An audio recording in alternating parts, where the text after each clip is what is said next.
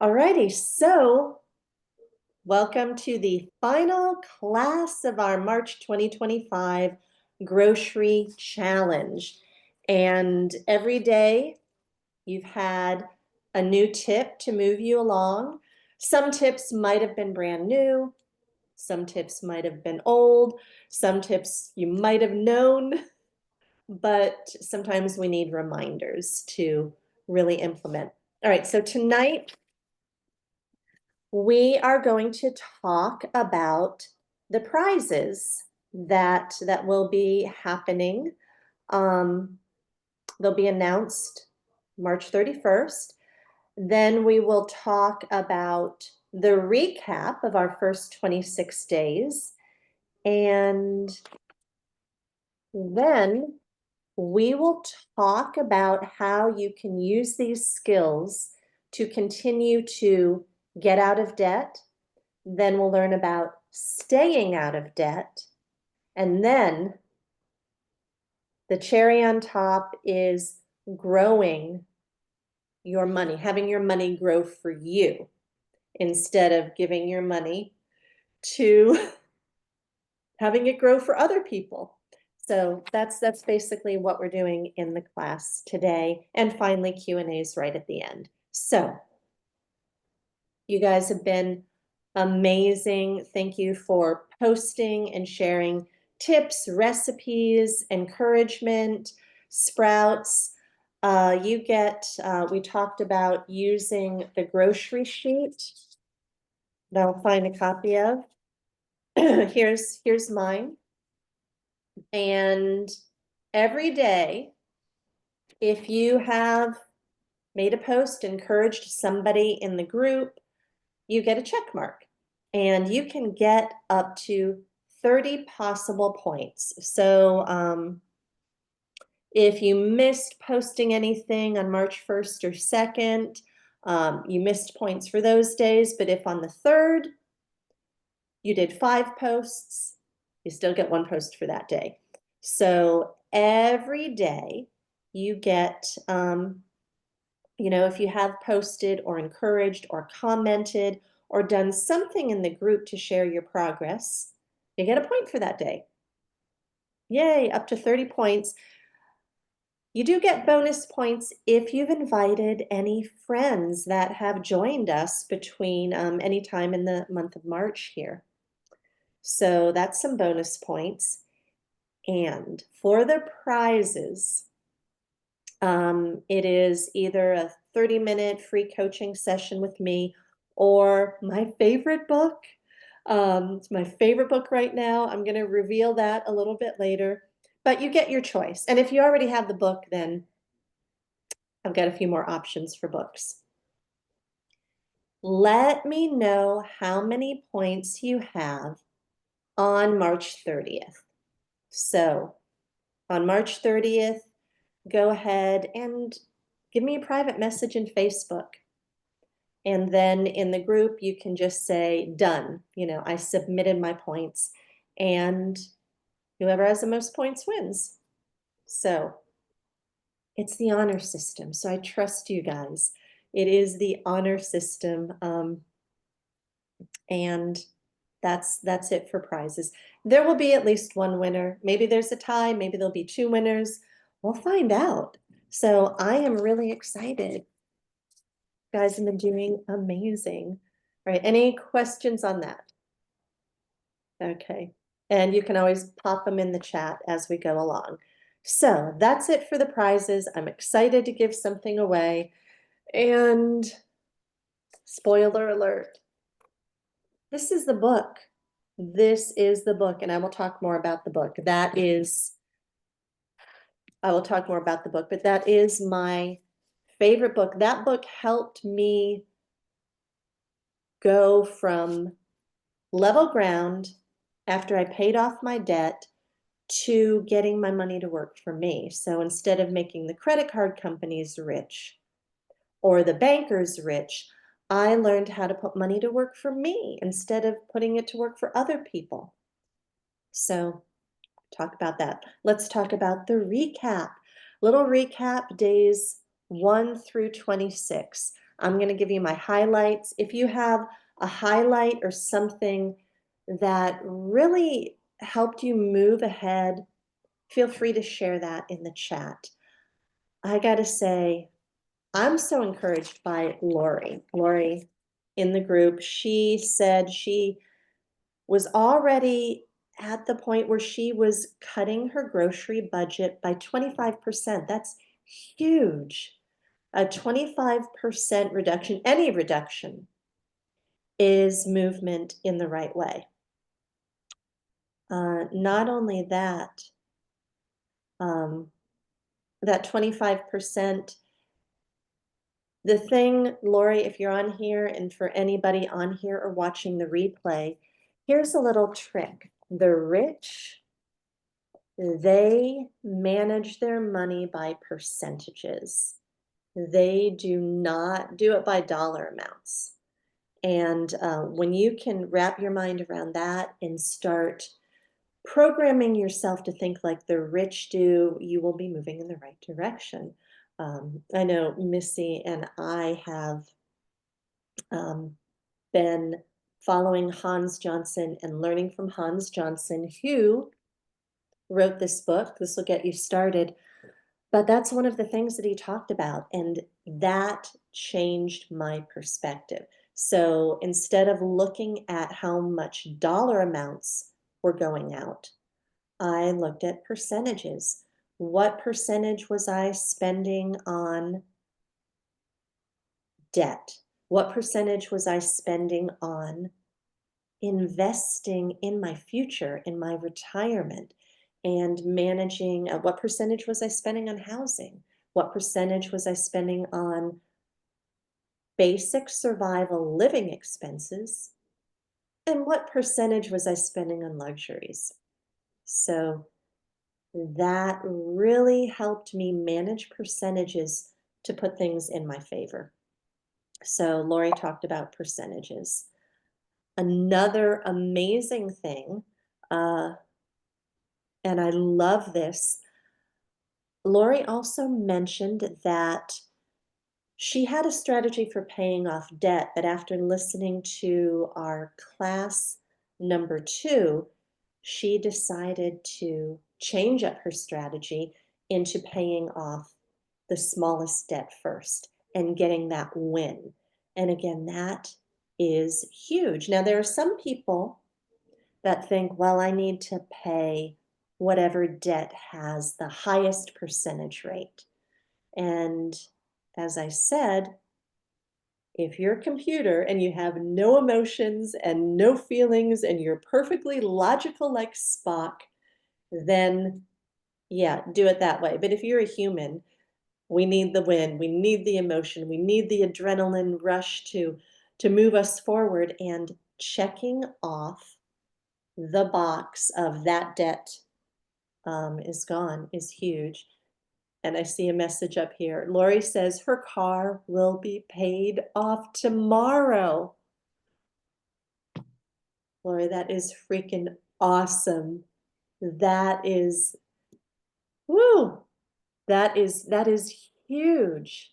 That is so, and in the comments, people are saying, yay, that is phenomenal. That is exactly what we want. And I bet that is an incredible feeling, because I remember every debt that I crossed off was just just a like, I feel it in my heart even thinking about it. What a relief. All right, so what we're gonna do, and I love what's happening on the screen. There's rockets, there's cheers, there's everything going on. It's phenomenal. And I'm so glad you're here to share that. All right. So, and we had lots of tips. I don't know if there was a tip that stood out to anybody. One of the tips I was reminded of, for, I think it was today's tip, is lunch meat. Like, we used to think buying, making our own lunch is great. We're bringing our lunch. But I started analyzing the prices of lunch meat, and it adds up. It's so much cheaper to just buy a turkey breast like Missy did. She bought a turkey breast, put it in her slow cooker, and now she's making turkey wraps. That's brilliant. Corned beef, corned cabbage, even chicken. Don't buy the deli meat. You're gonna save so much money by, getting a getting a hunk of meat and doing it yourself. Um, so that was a good reminder for me. So continue to look at those tips. They're up on YouTube and they'll be there as a reminder. But I want to go back to paying off the debts. Now, Lori is on a roll. She's got her big debt, a car payment that's absolutely phenomenal, and rolling that payment into your next debt. So I don't know how much your car payment was, Lori, but obviously from what we talked about, that next debt is going to be paid down so much faster because now you're taking your car payment and moving it to the next debt. Huge. So here's what I would like you guys to think about. I had a question that said, well, should I pay down my debt or should I invest? So a couple of different answers to this, and I can't answer it for you because you really need to think about your own personal feelings towards your debt. How are you feeling about it? Are you feeling like it's hanging over you? Are you feeling like you can't breathe? Are you feeling like you're stuck? Like, what are some of the feelings that you have with your debt? Is it pressure? Is it pressure on you? You and your spouse, if you're married? Does it cause fights? Got to think about those things. Do you feel like you're in bondage? And as we're going through this, if you had that same question, the answer should start to be clear to you. If you're feeling that pressure and that anxiety and that frustration, then that's going to help you make your own personal decision as to how fast you want to get out of debt and how quickly you want to go. Now, the other part of this is, why can't you do both? I'm a definite advocate of always putting a little money aside to invest in yourself, invest in your future, and have a fun budget. But if you're feeling that pain and that pressure and that anxiety, then you know the answer to that question. How fast do you want to get out of debt? So think about that. Imagine that. And now I want you to imagine, how is it going to feel when you're debt free? How are those feelings going to be different? All right, don't just listen to me. Just take time to feel it. We all heard that Lori is paying off her car tomorrow. I felt the release of pressure. I felt like I could breathe more. I felt excited about that. How are you going to feel when you're debt free, when you're completely debt free? Take some time. If you want to put something in the chat, you're welcome. How is that going to feel? Peace, release. You can breathe again. Okay. This is not just an exercise for fun. This is an exercise that's going to program your mind to keep moving towards that. We're moving from the pain and the bondage to the release and the peace. And as we talked about in the other classes, it is entirely possible to be 100% debt free in 5 to 7 years using the method we talked about in class 2. So I want you to think about, what are you going to do the day after you pay off all your debt? You're gonna celebrate. Like, I'm ready to celebrate with Lori, and she paid off her car payment. Maybe she has a few more debts to go. I don't know how many or how little, but what are you gonna do when you're 100% debt free? What's on your bucket list? Are you gonna have a party? Are you gonna celebrate? Yeah, you're gonna celebrate. So here's what I want you to do. And I hope you came with some paper and a pen, pencil, something. I want you to write down.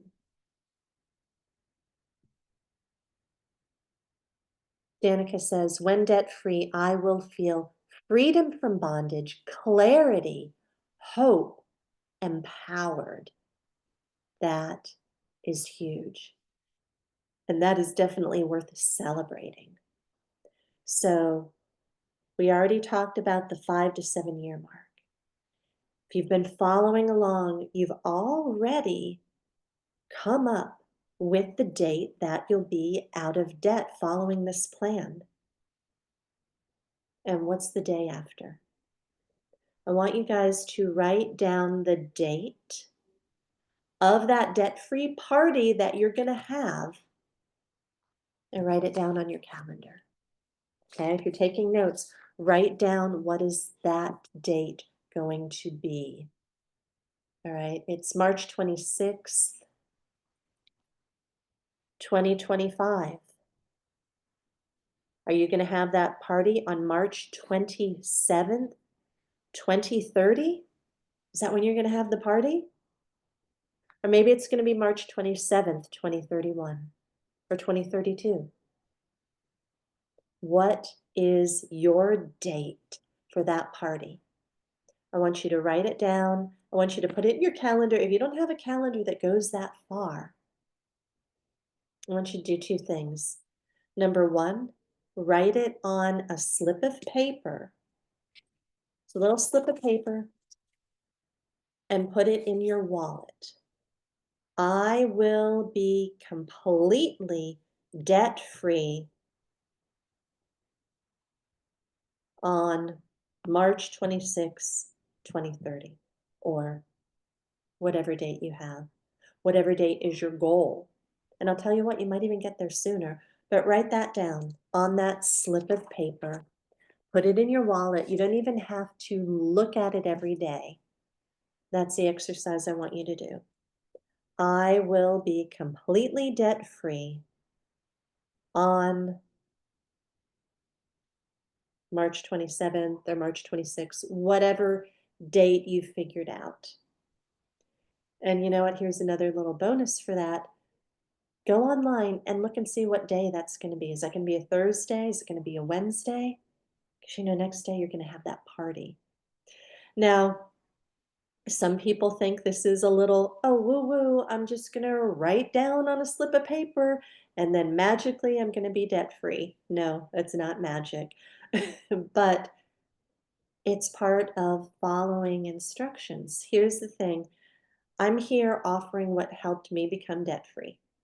And whatever your goal is, whatever it is, if you see somebody else that's already achieved that, you want to model on what they've done. So this is what I did. So it would write it down. And I did these exercises too, and I thought that's kind of silly. I don't know if it's going to work, but you know what? I just did the action anyway. And I've learned that one of the first things to getting towards your goal is writing it down. Write it down. It takes it from your head and it brings it into physical reality. It's the first step that brings your goal into physical reality. Lori was with me when I did a lot of classes, a lot of tutoring in the homeschool community. And my students would always joke that my phrase was write it down. I was constantly saying, write it down, write this down, because it's powerful. It works. So write down your get out of debt date and that celebration. Start thinking about, what is that party going to look like? Is it going to be huge? Are you going to invite everybody? Is it going to be a little intimate party with just your family, maybe going out to a fancy restaurant? Maybe it'll be a cruise. I don't know. But got to celebrate, and you have to look forward to that. All right, let's talk about the skills you've learned over these 26 days. These are the skills that are going to help you stay out of debt. These are the skills that are giving you more money to pay down your debt. These are the skills that once you're out of debt, you can funnel into whatever you want. You can, oh my gosh, I have so much here on my notes. Okay. I have another exercise for you guys. Think about the salary that you've had for the last 5 years. So if you made 50,000 a year each year for the past 5 years, that would be 250,000. Okay, easy math. If you made $100,000 last year, the year before, the year before that, for 5 years, then cumulative, that answer would be $500,000. All right. Don't get caught up in the weeds. You don't have to go looking for invoices. Just from the top of your head, what did you make last year? You probably should know that because taxes are due. And what do you think you made the year before that for 5 years? Cumulatively, how much did you make over the past 5 years? Go ahead and write that number down. Okay. Approximately, doesn't need to be exact. Next thing I want you to do is add your debt, all of your debt, every credit card, every student loan, mortgage, whatever you owe Uncle Frank, add up all of your debts. And you should already have this number because we did it in other classes. So you have your salary over the past 5 years, and you have your debt. Subtract your debt from the salary over the past 5 years. And if it's a negative balance, I want you to take some time after the class and think about, where did the money go? Where did the money go? All right, there's some pain here. And the reason why I want to talk about some of this is because I do not want you to ever go back into the pain of debt. I want you to keep moving forward and be financially free forever. And take some time to think about, I've mentioned it before, giving you more money will not keep you out of debt. More money is not the answer. More money is never the answer. More money will just make you more of who you are. So if you were irresponsible, more money would make you more irresponsible. It would amplify whatever character traits you have now. And again, I'm not talking about you now because you just spent the past 26 days sacrificing and learning and taking time to evaluate your situation. So I'm proud of each and every one of you. And I know that this is the first step to financial freedom forever. But sometimes I look back and I think about, oh my gosh, if I would have learned this in my 20s, if I would have learned this when I got married in my 30s, it would have been a different life. It would have been a life with a lot less pain. Where did it go? Funny enough, the lower your income, the less debt you're in, right? The more money you get, the more raises you get. Nobody takes away that raise and say, okay, I just got a raise. I'm going to funnel it into my future. I'm going to funnel it into something that's going to pay me. No. What do people do when they get a raise? They increase their expenses. They buy the prettier car, they buy the bigger house. All right. So, learning to be a good steward of what you have. This is a biblical concept. When you're a good steward of what you have, you'll be made ruler over much, much more. Parable of the talents. It's also called the law of promotion. If you're faithful with what you have, it is a spiritual law, just like gravity.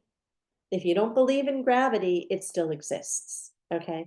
So, this spiritual law exists whether you knew about it or not. It's the law of promotion. So, if you're faithful over what you already have, what God has given you, and you're a good steward over it, you will get a promotion and be made ruler over more. So, nobody taught me that. I was in debt, student loans, medical bills, whatever. Um, it was painful. But just remember, this is progress for your future. Okay, so let's talk about some more skills on getting out of debt. Um,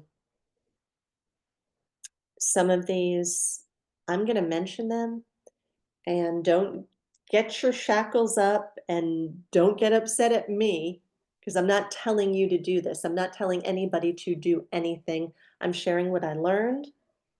I'm not a financial advisor. Here's the disclaimer. I'm not licensed. I'm not selling you any financial products. I'm just passionate to help people get out of debt and to teach the next generation. So if you have children, I want them to not be burdened by financial irresponsibility. Okay. So I didn't learn in school how to balance a checkbook. I didn't learn in school how to be an entrepreneur. What I learned in school, yeah, I didn't learn it. If anybody really learned these skills, I wouldn't be on here with you today. All right, so let's talk about some other dramatic ways to get out of debt if you are so feeling that ache in your heart and that pressure that you want to get out as fast as possible. Okay, you can take the slow and steady road, and that is great and that is good. But if you are anxious to get out of debt as fast as you can, some people have sold their house and downsized. I looked into doing that, and it just didn't seem like we would actually save money. But some people have done that. Some people have rented because they've been, underwater or had so much debt. I sold everything that I possibly could. I didn't sell my house, sold the extra car, sold gold and silver, all of it, everything that I had, even jewelry. Not all jewelry, I still have my wedding ring. Furniture. I picked up furniture on the side of the road that people were throwing away that was perfectly good furniture and sold it on Craigslist. I sold whatever junk I had in my house that was collecting dust and clutter, and I sold that on eBay. Um, Anything that I could possibly find of value. I had such burden. Now, other people have done some of those things. Some people have started a side hustle. I don't know what that will be for you. I know one girl in our group. Here's some of the high side hustles that were going on. She was baking amazing sourdough bread. She started selling it. Okay. She made a profit from her skill. In addition to that, um, same woman, mother of two beautiful children. She was doing a delivery driver thing with Walmart. All right. She was just, and she was painting. Like she had all these things. She was like, I don't know, I'm just going to do everything I can, get some money in, and get out of this debt. So, this is an opportunity for you. If you want to amplify the time it will take for you to get out of debt, think about what skill you have. And maybe you don't think you have a skill. We all have a skill, we all have something. Um, some other things that I did cat sitting at somebody's house. There's pet sitting, there's dog walking. There are there's something you could do if that's what you wanted. Now, maybe you don't want to do it. Maybe that's okay. If you just want to take the slow and steady approach, that's fine. Um, but there might be something that's low hanging fruit that you can amplify to get out of debt. Now, once you're out of debt, um, I do have another book that's a favorite of mine. I've mentioned it a few times. The Millionaire Next Door. All right. So the true millionaires did not look like what people thought were millionaires. They drove average cars, lived in a middle class house. They did not flaunt their money. A lot of times, people that are flaunting their money don't really have it. And one thing that I learned from both of these books is the poor or the people in debt, they invest their money in consumer goods and depreciating assets. They invest their money in something that's just going to eat up their money and not give them money back in return. The rich, on the other hand, they invest in assets that pay them, cash flow assets. So, once you're out of debt in 5 to 7 years, let's just say 5, I'm an optimist. If you're out of debt in 5 years, by using the same principles that got you out of debt, you can become a millionaire in the same time. Okay? You need to learn a few other skills like not investing in things that are going to take your money. Here's what I'm talking about with depreciating assets, consumer assets, things that eat up your money. Your house that you live in is a depreciating asset. Now, I know somebody is going to be like, maybe my real estate people, oh no, my house keeps going up every year. Okay, that's just keeping pace with inflation.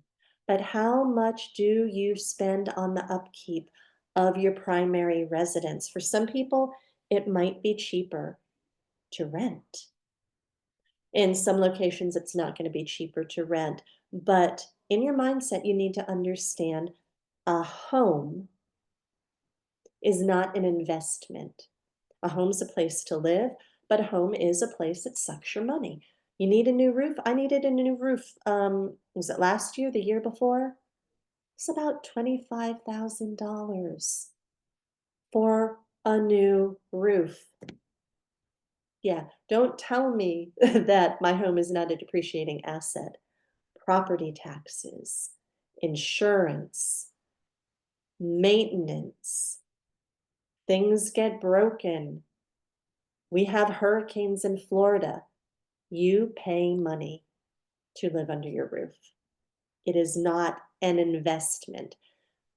The way your home would be an investment is if you rented out a room and you got a cash flow and your cash flow is covering your mortgage. That's an investment. So this is our final class, and I want you to think of where this can go for you. I want you to get out of consuming every dollar that comes in, which you're already doing, and I'm super proud of you. And now consider investing what is going to pay you back. Maybe you cannot afford to buy a house, that's going to be a real estate investment. All right, that's a lot of work. One of the things that I really like to do, and talks about it in this book, is you can invest in real estate by buying a stock on the stock market that invests in real estate for you. Like for $10, you can be a real estate investor. You buy a stock, and when they make a profit, they give you the money back. Okay, that's a cash flow asset. All right. Again, I'm not going to get into all of the investing, but I just want you to start thinking about you will be debt free. You will be debt free by that date that you wrote down. You will be having your party. And you will be moving from being a consumer and eating up all of your wealth to now building your wealth. So that's basically what I have for you today. And that's it. Oh, final thing. If you have children, doesn't matter how old they are, open up a brokerage account. This is what I did. And again, I'm not telling you what to do. You make your own decisions, but if you open up an investment account for them, and if you even just bought one stock, there's a stock called SPY, SPY. It matches the S&P 500.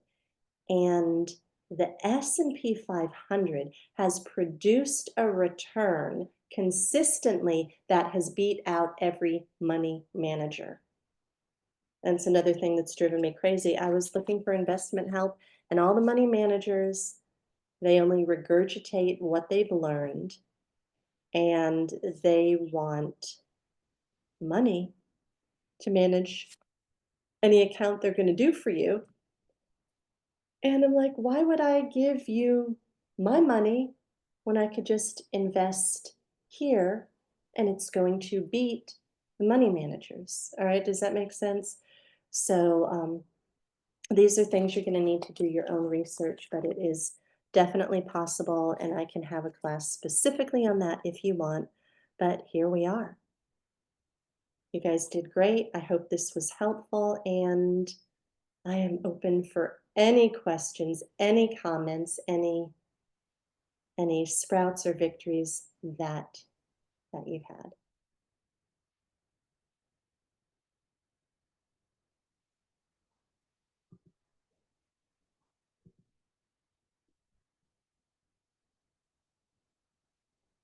Don't be shy. You can come off mute, or you can even type something in. I just want to say I think you did a great job. I've been shopping my pantry and my freezer, so um, as you know, I've been putting my stuff in my T2 uh, cash flow assets, so that's been growing over time, and I just want to say that I appreciate you so much. Missy, I am so proud of you, so encouraged by you, and thank you for sharing. That means so much to me. That's what makes it worth it. And good job. Good job, Missy. So did you find that this helped a little, like get a little more money to go in those T2 cash flow assets? Yeah, because I focused more on just uh, using what I had. Like it's always like you say, it's good to have reminders, and then accountability always brings out the best in people. So um yeah, so like having you, and then of course, we meet with Karen and Cabe. I meet with them quite often too, to like keep myself accountable because they ask questions too. So um yeah, so I think it's great that you surround yourself with people that are going the same way you are, and it helps because you don't feel so alone. Awesome. Well, you have always made me feel not alone. And, I just always appreciate your support. And I am so glad that I did this, and I'm so glad that it helped. Do you have anybody, I mean, do you have any other specific question, or is there a class that maybe, you'd like me to put up on anything, any other topic?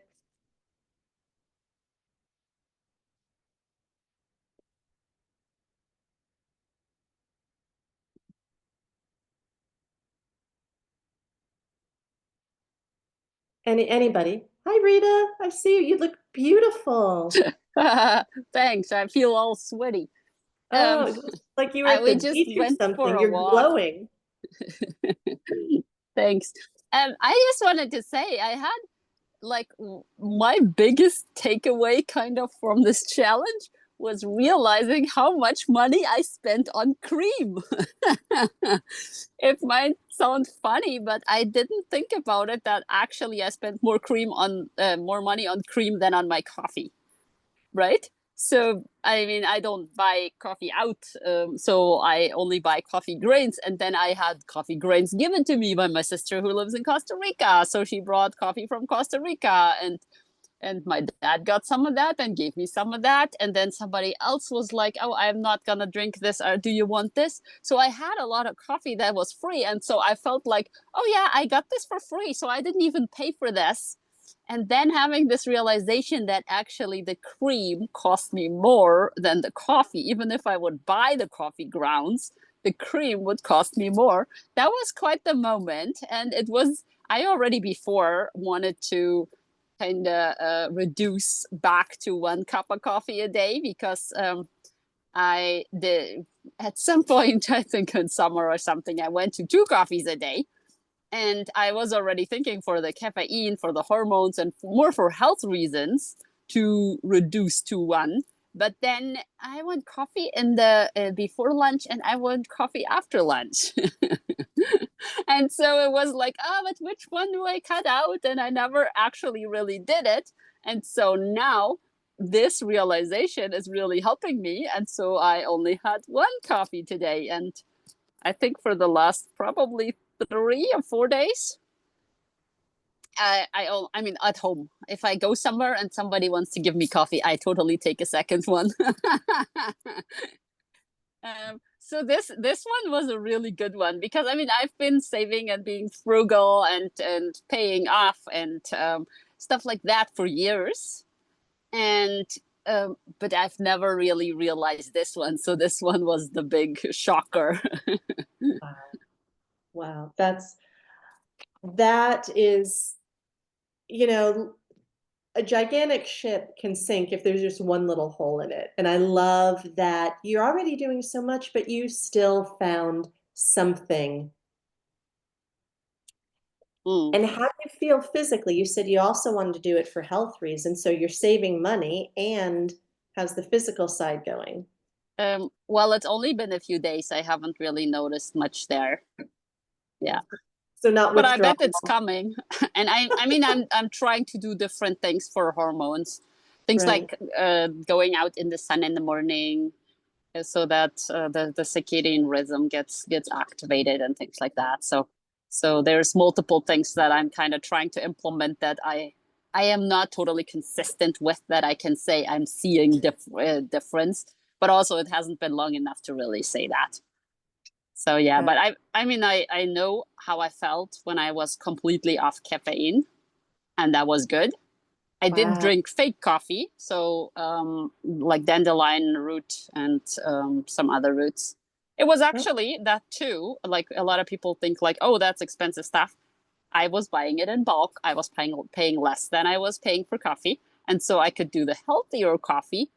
Um, but at some point it just got old and I was needing some energy boosting, and that wasn't giving me that. So mm, yeah.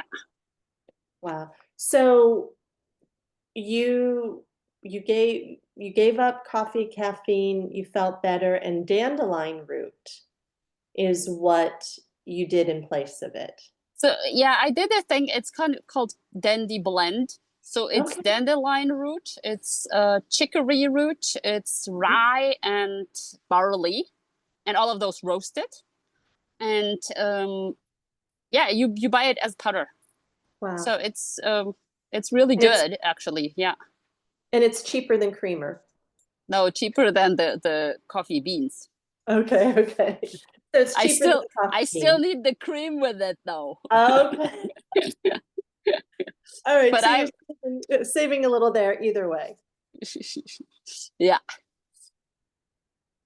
That's good stuff. And Rita, just thank you so much for joining and just being such an encouragement in the group. You are absolutely phenomenal. And as I mentioned before, Rita helped me declutter my home. So look her up, look at her profile page, and she's got tons of things that are super helpful. So thank If you. you want to declutter your house, the decluttering challenge is free on YouTube. Just look at my name, Rita Martins, and then you're gonna find this. You can go through it by yourself. I have a few people that have done it with the group and have done it by themselves. And they love it so much that they go through it multiple times, which I did too when I was decluttering. It took me 2 years to really declutter my house before I even did the challenge with Wow. others. Yeah, It's a process. Yeah, it it took is. me It about is. 3 years too, Yeah. but Yeah, thank you so much for doing the challenge though, because the thing was that I for us, like some of the things that a lot of people are talking about with saving money and with all of that is for us it's a little more tricky because we're way more on the move. We don't have that constant life thing, and we don't really want that. That's the thing, that it is harder to calculate things, and yeah, and so some of the things are a little harder to follow for me. But then it was like I already had the plan to, like, I really want to eat up some older things that we have, and I really want to focus on that and to not overspend, because it's easy to overspend if you feel like, okay, we're gonna be in this place for 2 months now, because that's where we are right now. And so if we're a lot on the go, it's like, oh, now I can get that another day. I don't need that right now. I don't want to drive that around.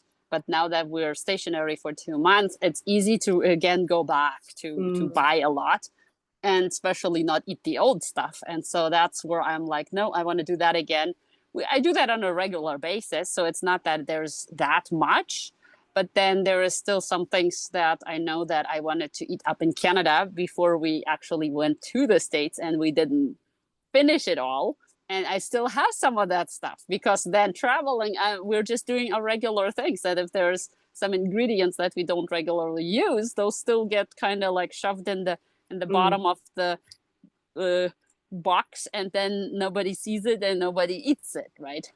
So it's dry stuff that holds up, so it's not a problem to use it now. But so it was really helpful for me to, that was like a perfect timing for you to do this challenge and to have that accountability. And that really, like Missy was already saying, it's so great to have accountability, because like just the other day I was thinking of yeah, I would need this and that, or I want that, and then it's like, well, I don't need it right now. And then it's like, no, I do this challenge, I don't want to buy it right now. So I was kind of like you were saying before, like just waiting one more day kind of thing. So I'm like, yeah, maybe I can wait a week or something, so that it is I know I'm gonna need that at some point, but I don't have to go right now and get it right away. And also, even if I am close to the store, I don't need to go in right away and get it, even though that, like, there is this little bit of the safety need in us, that it is kind of like feeling safe. If I get it now already, then I will for sure have it when I want it or when I need it. And so to just get over that and say, no, I'm fine without it right now, and at the exactly right time I will get it, and it will be there. It's not that I'm gonna miss out, or I'm not gonna have it then, and that something's going to be unsafe, because that's the primitive brain trying to talk us into feeling safe with buying, right? Totally. And that was very interesting. Yeah, in this whole traveling, a lot of times I could see that it's my safety need that wants to go and shop. Yeah. And it's not that I actually need that. It's just to fill a safety need, and I can go and fill that with God, because God's keeping us safe, and God's making sure we're having everything at the exactly right time. Amen. And you're definitely at a very high level, Rita. Like, I was even surprised you joined the challenge because I'm like, Rita's got it all together, you know. But No. it just goes to show that no matter who you look at, nobody has it all together. But even if you're at the top level, there's always room to grow, always something to learn. And I love how you talked about that safety need. My coach and mentor used to call it a poverty mindset, a scarcity mindset. Like, I better get it now and I better just have it, exactly what you were talking about. And then we're not relying on the God, our creator, who created abundance. He's a God of abundance. And we don't need to hoard or be like, oh, I need to, it's hard. It's real. I remember growing up, my mom was a single mom, and it was me and my brother. She did not get any child support or anything, even though she was supposed to. And when she would bring the groceries home, like sometimes she would get these little Debbie cakes, all right, probably like Twinkies, so bad for you. But my brother and I, when she came home with the groceries, we would scarf all the good stuff down. And if I could not eat all those little Debbie cakes, I would hide them in my room so that I could have Mm. them later. And if anybody else has had food scarcity or any sort of trauma like that, it's hard, like you said, the primitive brain, not to go back to it and be triggered by unresolved emotions. And I love how Danica mentioned a lot of great things up there, Danica. I will look into doing classes for those, but she mentioned, how can we navigate the strong emotions that come with changing choices and leading this in family? So I'm going to close out with that because it all just ties in. Number one, when it comes to family, you can't change anybody else. If you have somebody in your family, especially a spouse, you can't change them. I mean, it's hard enough to change ourselves. We can't control another person. So grace and just letting the other person be who they are. Okay, we can create an environment where they might want to change. Now, when it comes to children, parenting, that's a whole other thing depending on their age. We as a parent need to enforce some good choices, but the strong emotions that come with changing our choices can only come from God. And if you don't believe in God or a higher power and you're relying on yourself, you're going to be stuck. All right. My faith is in the God of the Bible, the God of Isaac, Abraham, and Jacob. And I will fail myself. Other humans will fail us. God will never fail us. Even times where we think there is no hope. And I encourage you, if you don't already, read the Bible, because constantly, time after time, people are there. There is no hope. We're going to die. And then God parts the sea, right? Oh, we're going to die. There's no water. Boom, water's coming out of a rock. I mean, time after time. Um, and that is it. Find a scripture, find a song, meditate on who the creator is. And when we look around, we do have an abundance. Do we have enough air? Did God create enough air for everybody on the planet to breathe? Did God create enough sunshine?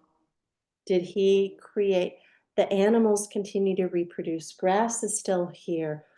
People talk about the end of the world, but the world has a habit of not ending. All right. Even in the grave, Jesus rose from the grave. Even death could not hold him down. And that power is what we have access to. You know, seek first his kingdom and his righteousness, and all these things will be given to you. All right. It does take some work and it does take some effort, like every relationship. And final thing, Psalm 23. So go ahead and write that down. Psalm 23, if you're having anxiety. Anxiety hates Psalm 23. Somebody sent me that today.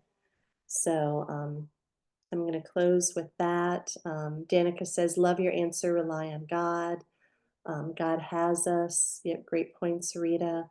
And Danica, I'm going to take a little screenshot of your suggestions on a class on kids accounts and budgeting and food inventory. So I'll look into that for future classes, but we'll close out praising God, Psalm 23. He created you for freedom, for success.